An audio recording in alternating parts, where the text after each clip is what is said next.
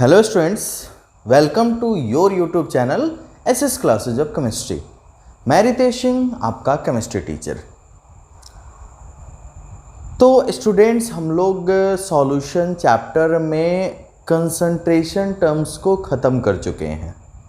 Concentration terms में हम लोगों ने mass percentage, volume percentage, molality etcetera etcetera के बारे में पढ़ा। अब हम लोग सॉल्यूशन का नया टॉपिक सॉल्युबिलिटी स्टार्ट करने वाले हैं। तो सबसे पहले आप कॉपी और पेन उठाइए और शुरू हो जाइए एक नए टॉपिक को पढ़ने के लिए, जिसका नाम है सॉल्युबिलिटी। तो हेडिंग देंगे सॉल्युबिलिटी। सॉल्युबिलिटी सॉल्युबिलिटी का हिंदी में मतलब होता है विलीयता। तो क्या होता है सॉल्युबिलिटी, आइए देखते हैं, डिफिनीशन से समझते हैं। The maximum amount of solute, लिखिए, the maximum amount of solute which can be dissolved in a specific amount of solvent. The maximum amount of solute which can be dissolved in a specific amount of solvent at constant temperature। क्या क्या constant होना चाहिए?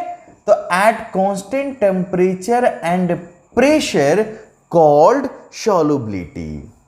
Okay, तो अगर solvent का amount specified हो जाए, for example 100 ग्राम हो जाए, है ना, तो 100 ग्राम में कांस्टेंट टेम्परेचर और प्रेशर पे जो मैक्सिमम अमाउंट होता है किसी भी सब्सटेंस का, उसको उस सब्सटेंस की सॉल्युबिलिटी कहते हैं। फॉर एग्जांपल, अगर आप कॉपर सल्फेट की बात करेंगे तो कॉपर सल्फेट की सॉल्युबिलिटी 100 ग्राम वाटर में 20 ग्राम होता है और यहां पे टेम्परेचर होता है 20 डिग्री सेल्सियस।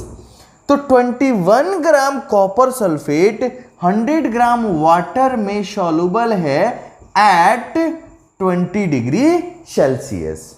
ओके, नेक्स्ट, अगर आप कॉमन साल्ट की बात करेंगे तो कॉमन साल्ट की सॉल्युबिलिटी होती है 36 ग्राम। फिर से टेम्परेचर वही होगा 20 डिग्री सेल्सियस और वाटर का अमाउंट होगा 100 ग्राम। अगर आप शुगर की बात करते हैं, शुगर का फॉर्मूला होता है C12H22O11। शुगर की बात करते हैं तो 204 gram sugar are soluble in 100 gram of water at 20 degree Celsius. तो आई बात समझ में? तो मैक्सिमम अमाउंट, इसका मतलब ये हुआ कि शुगर का मैक्सिमम 204 ग्राम 100 ग्राम वाटर में डिजॉल्व होगा अगर टेम्परेचर 20 डिग्री सेल्सियस हो तो। ओके, तो आपने देखा कि टेम्परेचर को टेम्परेचर के लिए दो टर्म इफेक्टेड, सॉल्युबिलिटी दो टर्म पे डिपेंड किया, टेम्परेचर और प्रेशर पे, लेकिन तीसरा भी टर्म है और वो सबसे इंपॉर्टेंट है और वो है nature of solute and solvent. यहां पे टेम्परेचर अगर कांस्टेंट किया गया तो सॉल्युबिलिटी देखा गया। देखना, कॉपर सल्फेट की बात करें तो 21 ग्राम, सोडियम क्लोराइड की बात करें तो 36 ग्राम, शुगर की बात करें तो 204 ग्राम। इसका मतलब नेचर ऑफ सॉल्यूट और सॉल्वेंट के ऊपर डिपेंड करता है, टेम्परेचर और प्रेशर के ऊपर डिपेंड करता है। तो लिखना, स्टार देके लिख लेना, फैक्टर्स अफेक्टिंग सॉल्युबिलिटी। कौन कौन से फैक्टर्स हैं जो सॉल्युबिलिटी को इफेक्ट करते हैं, है ना? तो ये फैक्टर्स हैं, सबसे पहला, first, nature of solute and solvent. First factor is nature of solute and solvent. Second, temperature और थर्ड फैक्टर है जो है प्रेशर। स्टूडेंट्स, आपको ये क्लियर कर दें, ये जो हम लोग चैप्टर पढ़ रहे हैं इसमें हम लोगों को बाइनरी सॉल्यूशन के बारे में पढ़ना है और बाइनरी सॉल्यूशन में भी हम लोगों को लिक्विड सॉल्यूशन के बारे में पढ़ना है। तो सबसे पहले ये देखिए कि लिक्विड सॉल्यूशन होता क्या है। हम लोग पहले कर चुके हैं लिक्विड सॉल्यूशन। लिक्विड सॉल्यूशन वैसा सॉल्यूशन होता है जिसमें सॉल्वेंट लिक्विड हो और सॉल्यूट में भी सॉलिड, लिक्विड और गैस। तो हम लोग 3 टाइप के सॉल्यूशन को पढ़ेंगे लिक्विड सॉल्यूशन में ही। Solution of solid in liquid, solution of gas in liquid and solution of liquid in liquid. तो तीनों टाइप के सॉल्यूशन में ना ये फैक्टर आएंगे, किसी में इफेक्टेड होंगे, किसी में नहीं होंगे। मेरे कहने का मतलब ये है कि नेचर ऑफ सॉल्यूट और सॉल्वेंट तीनों टाइप के सॉल्यूशन के लिए कौन सा solution? Solid in liquid, okay, ये भी लिक्विड सॉल्यूशन है। सेकंड, गैस इन लिक्विड, ये भी लिक्विड सॉल्यूशन है। और थर्ड, लिक्विड इन लिक्विड। इन तीनों सॉल्यूशन में nature of solute and solvent का इफेक्ट होता है, टेम्परेचर का भी इफेक्ट होता है। जैसे अगर solubility of solid in liquid की बात करेंगे तो टेम्परेचर इंक्रीज करेगा तो इनकी सॉल्युबिलिटी इंक्रीज करेगी। नेक्स्ट, अगर टेम्परेचर इंक्रीज करेगा तो गैस इन लिक्विड डिक्रीज होगा। और फिर प्रेशर की जब बात करेंगे तो प्रेशर इन दोनों टर्म में देखिए, solubility of solid in liquid का प्रेशर का, solubility of solid in liquid पे प्रेशर का कोई इफेक्ट नहीं है, लेकिन गैस इन लिक्विड और लिक्विड इन लिक्विड पे है। आइए इसी सारे टर्म को देखते हैं हम लोग अच्छे से पूरा डिटेल्स में। तो सबसे पहले तो ये आप नोट कर लीजिए कि फैक्टर्स अफेक्टिंग सॉल्युबिलिटी, सॉल्युबिलिटी को कौन कौन से फैक्टर हैं जो अफेक्ट करते हैं, वो है nature of solute and solvent, temperature and pressure. चलिए मिटा दें। आइए तो फर्स्ट हम लोग देखते हैं लिक्विड सॉल्यूशन में, और वो है first solubility of solid in liquid. Solubility of solid in liquid. जरा ध्यान से देखना, आप लोग भी घर पे देखते होंगे बहुत सारा सॉल्यूशन बनाते हैं। जैसे आप शरबत बनाते हैं, शरबत बनाते हैं तो उसमें आप चीनी का यूज करते हैं, नमक का यूज करते हैं, इजीली डिजॉल्व हो जाता है कि नहीं? तो कुछ ऐसे सॉलिड्स हैं, for example sugar, common salt, glucose, etc are soluble in water। etc are soluble in water। ये सारे वाटर में सॉल्यूबल हैं। लेकिन अगर आप चर्चा करें नेफ्थलीन की, आप चर्चा करें नेफ्थलीन की, आप चर्चा करें एंथ्रासीन की,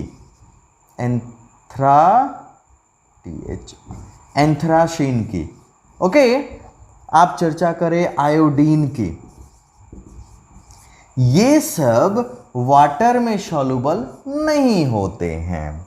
देखना, एक तरफ कुछ solid sugar, common salt, glucose etc are soluble in water, but naphthalene, anthracene, iodine etc are not soluble in water. On the other hand naphthalene, anthracene, iodine etc are soluble in, ये सारे soluble हैं benzene में। Okay, these are soluble in benzene but they are not soluble in benzene। देखना, कुछ specific solids हैं जो specific liquid में soluble हैं और दूसरे टाइप के सॉलिड उस पार्टिकुलर लिक्विड में सॉल्युबल नहीं है, जबकि ये जो दूसरे टाइप का सॉलिड है वो दूसरे किसी पार्टिकुलर लिक्विड में डिजॉल्व होता है और ये सारे सॉलिड्स इसमें डिजॉल्व नहीं होते हैं। इसके पीछे का रीजन क्या है? तो आइए इसके पीछे के रीजन्स को पढ़ने के लिए पहले ये लिख लीजिएगा, sugar, common salt, glucose etc are soluble in water but naphthalene, anthracene, iodine etc are not soluble in water. On the other hand, naphthalene, anthracene, iodine etc are soluble in benzene, but sugar, common salt, glucose etc are not soluble in benzene। Okay, तो हम लोग जब factors पढ़ेंगे ना तब समझ में आएगा कि इसके पीछे का क्या रीजन है। आइए देखते हैं फैक्टर्स। तो factors affecting solubility of solid in liquid, कौन कौन से फैक्टर्स हैं? तो फर्स्ट फैक्टर है nature of solute and solvent. Nature of solute and solvent. Okay, तो आपने जो पहला एग्जांपल देखा सुगर, कॉमन सॉल्ट, ये सब जो होते हैं ना ये पोलर नेचर के होते हैं, और जो भी सॉलिड पोलर है वो पोलर लिक्विड में सॉल्युबल है। वो किस में सॉल्युबल है? पोलर लिक्विड में।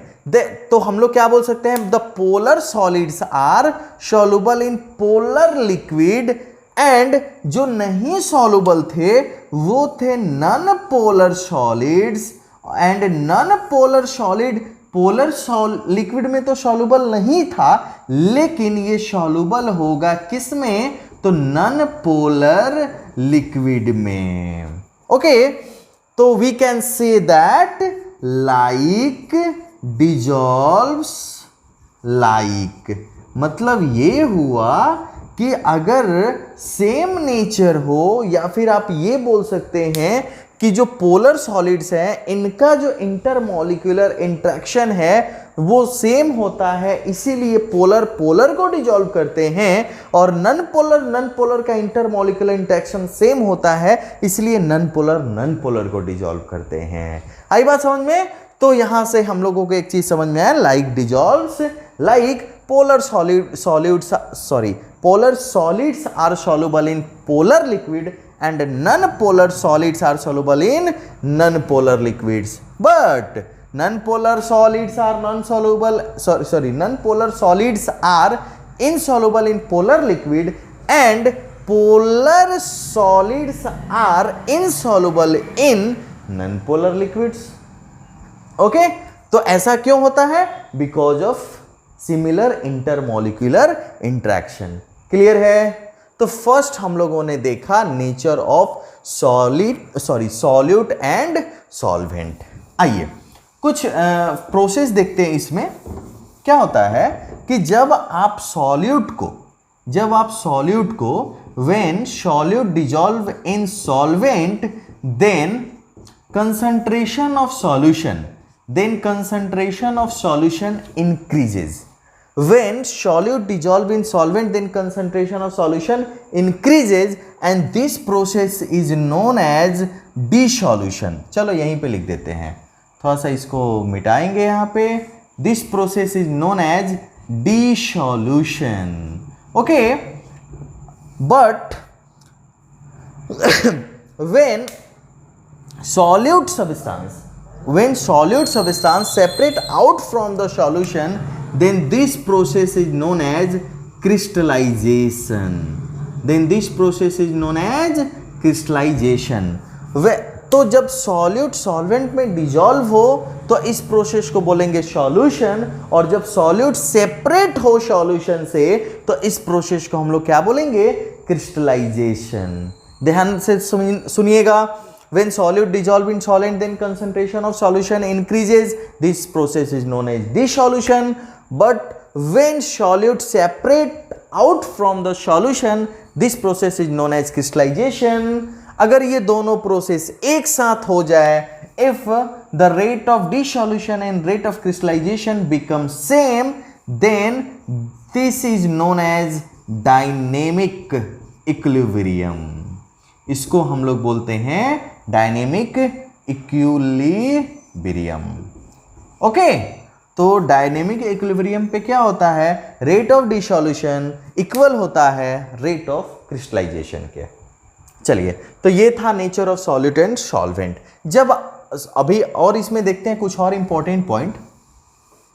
क्या होता है कि जब हम लोग सॉल्यूट को डिसॉल्व करते हैं, जब सॉल्यूट को वाटर में या फिर किसी भी सॉल्वेंट में डिजॉल्व करते हैं तो एक ऐसा स्टेज आता है कि अब सॉल्यूट का डिजॉल्व होना बंद हो गया है ना, और वहां पे टेम्परेचर कांस्टेंट कर दीजिए। टेम्परेचर क्या होना चाहिए, कांस्टेंट कर दीजिए। तो at constant temperature no more solute can dissolve in the solvent.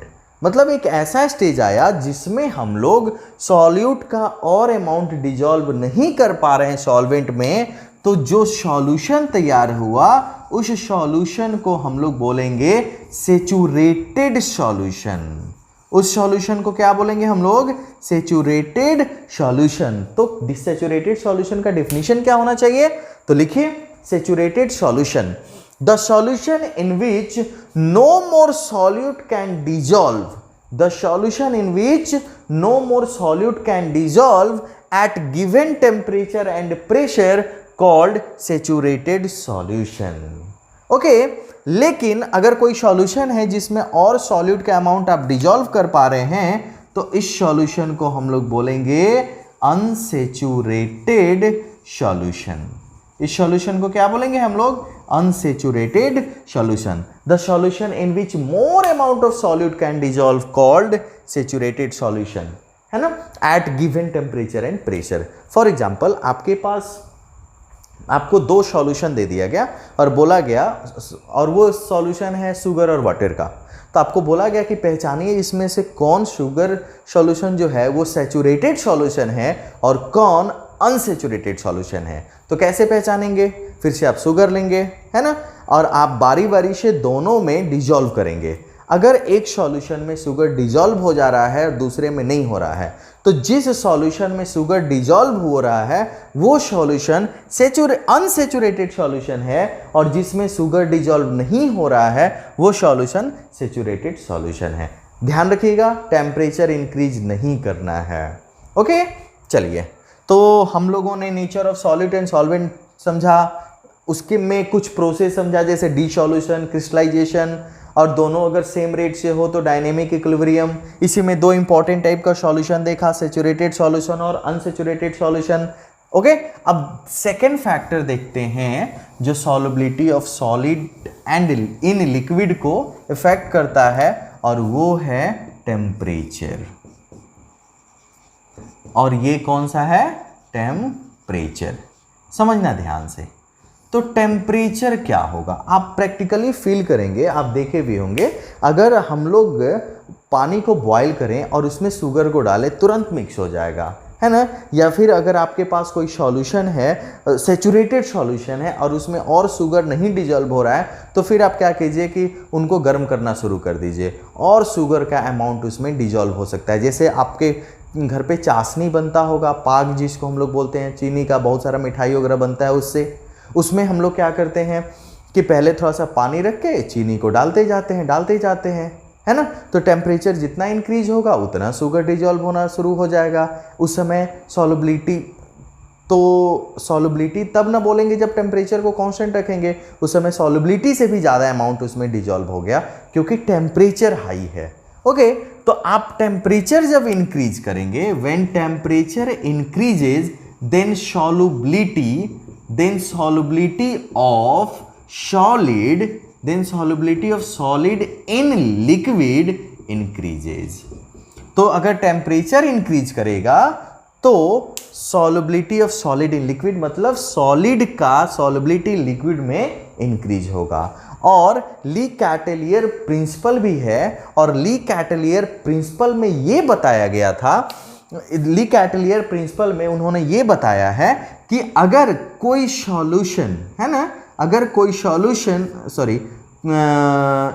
किसी सॉल्यूशन का फॉर्मेशन कर रहे हैं और वो इंडोथर्मिक है, क्या है, इंडोथर्मिक है, तो टेम्परेचर इंक्रीज करने से उसकी सॉल्युबिलिटी भी इंक्रीज होगी। अगर कोई सॉल्यूशन इंडोथर्मिक है तो टेम्परेचर इंक्रीज करेंगे तो सॉल्युबिलिटी इंक्रीज करेगी, लेकिन अगर कोई सॉल्यूशन एक्सोथर्मिक है, अगर कोई सॉल्यूशन एक्सोथर्मिक है, डेल्टा H निगेटिव, तो टेम्परेचर इंक्रीज करेंगे तो उनकी सॉल्युबिलिटी डिक्रीज होगी। और यहाँ हम लोग जो solubility of solid in liquid को देख रहे हैं, ये एक इंडोथर्मिक प्रोसेस है। तो इंडोथर्मिक प्रोसेस में टेम्परेचर इंक्रीज करेगा तो सॉल्युबिलिटी भी इंक्रीज करेगा। चलिए, समझ गए इस पॉइंट को। ओके, अब थर्ड है, पहले इसको इरेज कर लें, फिर थर्ड देखते हैं हम लोग। थर्ड है प्रेशर। अब आप खुद सोचिए कि अगर किसी सॉलिड के ऊपर आप प्रेशर लगाएंगे तो क्या फर्क पड़ेगा? कोई फर्क नहीं पड़ेगा, because solids are highly incompressible, okay, या फिर नॉन कंप्रेसिबल। तो सॉलिड नॉन कंप्रेसिबल होते हैं, इसलिए अगर आप सॉलिड के ऊपर सॉलिड के ऊपर प्रेशर लगाएंगे तो कोई इफेक्ट नहीं होगा, ओके। तो there is no effect of pressure on the solubility of solid in liquid. ध्यान से लिख लीजिएगा इस पॉइंट को, there is no effect of pressure on solubility of solid in liquid. तो मेरे प्यारे विद्यार्थियों, आज के क्लास में हम लोगों ने सॉल्युबिलिटी के बारे में पढ़ा, और सॉल्युबिलिटी के बाद हम लोगों ने पहला term solubility of solid in liquid देखा। Solubility of solid in liquid होता क्या है, उसके एग्जांपल्स, कौन कौन से सॉलिड किसी पार्टिकुलर लिक्विड में डिजॉल्व होते हैं, किस में नहीं होते हैं, उसके पीछे का रीजन क्या है, ये सारा चीज़ आज हम लोगों ने देखा। नेक्स्ट क्लास में बहुत ही इंपॉर्टेंट टॉपिक पढ़ने वाले हैं हम लोग, solubility of gas in liquid, और उसमें हम लोग हेनरीज लॉ के बारे में पढ़ेंगे। आपके बोर्ड एग्जाम्स आ रहे हैं, आप अच्छे से नोट्स बनाइए और रेगुलर वीडियो देखिए, है ना, और एनसीईआरटी के बुक के साथ रहिए, एनसीईआरटी का बुक का रिवीजन कीजिए अच्छे से, एनसीईआरटी के सारे प्रॉब्लम्स को बनाइए, उसके बाद किसी भी बुक के प्रॉब्लम्स को बनाइए, ओके।